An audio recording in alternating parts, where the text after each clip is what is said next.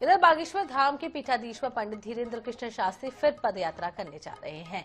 इस बार वे दिल्ली से वृंदावन जाएंगे। करीब 5 करोड़ लोगों तक जातिवाद, क्षेत्रवाद, भाषावाद मिटाने का संदेश पहुंचाया जाएगा। उनकी इस यात्रा का विरोध भी हो रहा है। विरोध को लेकर क्या कुछ कहना है धीरेन्द्र कृष्ण शास्त्री का, देखिए इस वीडियो।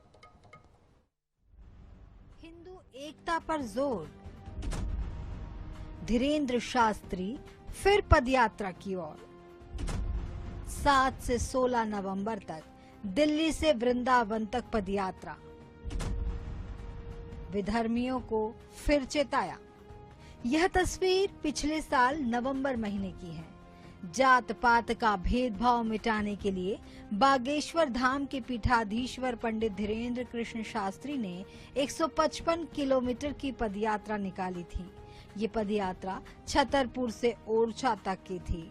एक बार फिर बाबा बागेश्वर पदयात्रा निकाल रहे हैं। इस बार भी इसकी शुरुआत नवंबर महीने में हो रही है, लेकिन जगह बदल गई। यह यात्रा दिल्ली, हरियाणा और उत्तर प्रदेश से होकर गुजरेगी। यह पहली बार है कि उनकी किसी यात्रा में मुस्लिम समाज के लोग भी शामिल होंगे। 10 दिनों तक चलने के लिए ऑनलाइन ऑफलाइन अपने रजिस्ट्रेशन करवा चुके। शेष हरियाणा के लोग, सभी समुदायों के लोग, सभी वर्गों के लोग इस पदयात्रा में सम्मिलित हो रहे हैं। और भारत में पहली बार ऐसा हो रहा कि जब हम एकता के लिए निकले तो उस एकता में इस्लाम धर्म के लोग भी लगभग 300 लोग अपनी तरफ से अपना भाव लेकर के आए कि हम आपकी पदयात्रा में आप जो देश हित के लिए, सनातन हित के लिए कर रहे हैं, हम अपनी भूमिका देना चाहते हैं, आना चाहते हैं।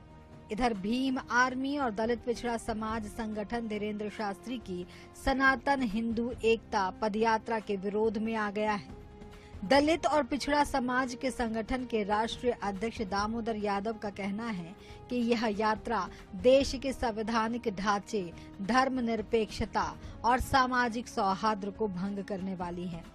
वैसे इन आरोपों पर धीरेन्द्र शास्त्री की भी प्रतिक्रिया आई है। एक तो धीरेन्द्र शास्त्री की यात्रा को मैं मानता हूं, उनके बयान को आप सुनेंगे तो आप खुद मानेंगे कि वो देश में हिंदू मुस्लिम कराना चाहते हैं, सांप्रदायिकता फैलाना चाहते हैं, हिंदुओं को भयभीत करके मुसलमानों के प्रति नफरत करने के लिए मजबूर करना चाहते हैं।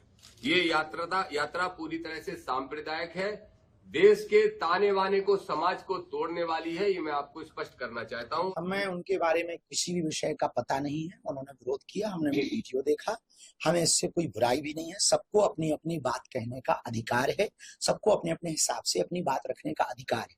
जो हिंदूवादी है, यदि हिंदू एकता चाहते हैं तो वो हमारा सहयोग करें।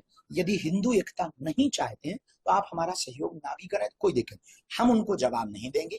इस देश का एक एक हिंदू बच्चा उनको जवाब देगा। ये हमारा दायित्व नहीं, हिंदुओं का दायित्व है, क्योंकि हम हिंदुओं की लड़ाई लड़ रहे हैं। यह यात्रा जातिवाद, क्षेत्रवाद और भाषावाद मिटाने का संदेश लेकर चल रही है। दिल्ली, हरियाणा और उत्तर प्रदेश की 422 ग्राम पंचायतों, कस्बों और नगरों तक यह यात्रा पहुंचेगी। अनुमान है कि करीब 5 करोड़ लोगों तक इसका संदेश पहुंचेगा।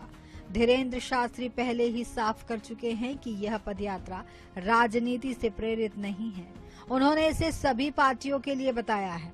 इस पदयात्रा की एक खास बात यह भी रहने वाली है कि 15 और 16 नवंबर को छतरपुर जिले के ज्यादातर लोग इसमें पहुंचेंगे।